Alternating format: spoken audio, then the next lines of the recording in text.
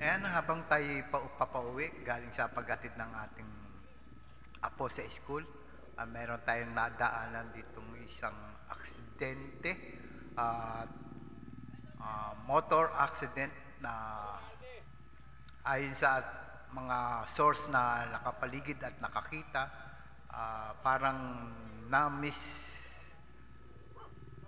calculate niya yung kalsada, gawa ng meron siya nasa lubong na isang tricycle, ay iniwasan niya dahil medyo matulid din ang takbo ng single, sabi nung mga nasa paligid. Parang nailang siya at natumba sa pagkakanyang pagkakapreno. Ayan. Agad namang rumesponde ang ating barangay Palasan, ang ating kapitan, ang ating mga tanod, ayan, at tinawagan kagad ang itong ambulance para kunin siya. Ayan, yung babaeng nakita yun, ayan, galing sa barangayan. Ayan, sila ang nag-assist at tumawag ng ambulansya dito sa may barangay Palasan, si Chukuno. Ayan yung nakashort na dahil bagamat nagsosorbe ang ating kapitan.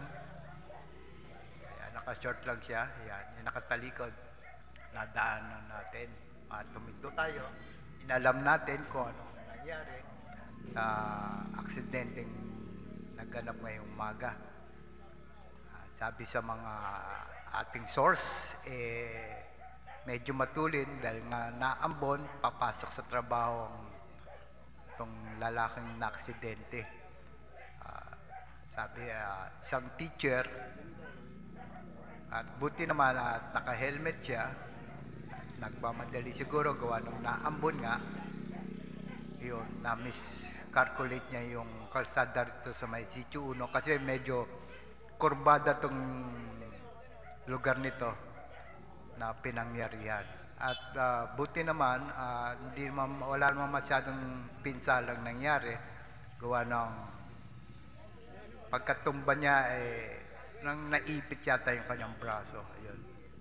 At naka-responde naman kaagad ng mga ambulansya. Ayan.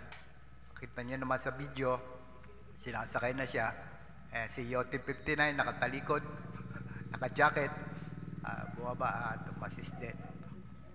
Nag-alalay sa mga traffic para ayan, habang dadali na siya sa hospital, kung saan hospital siya dadalhin. At maraming salamat sa responde kagad ng ambulansya at ang ating barangay, pinangungunahan ni Kapitan Teddy Albarbes.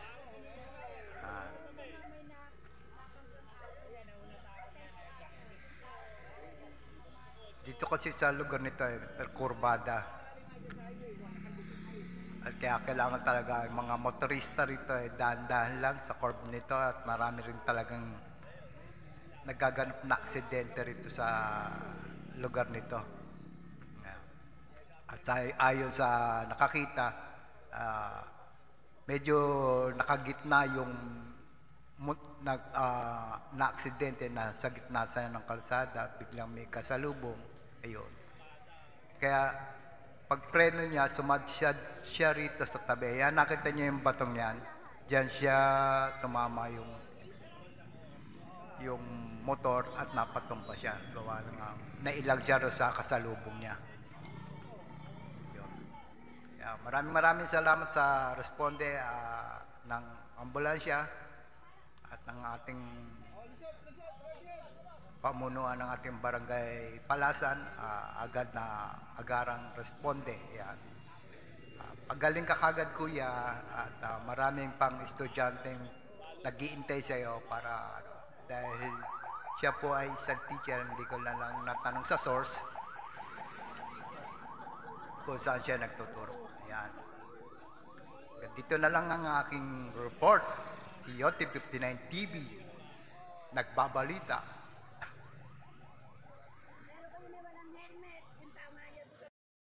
Ay nais ko po muna magpasalamat sa lahat po ng mga legit viewers, subscribers, and legit lover cards po natin na lagi nag-aabang at nakaantabay sa lahat ng ating mga updates.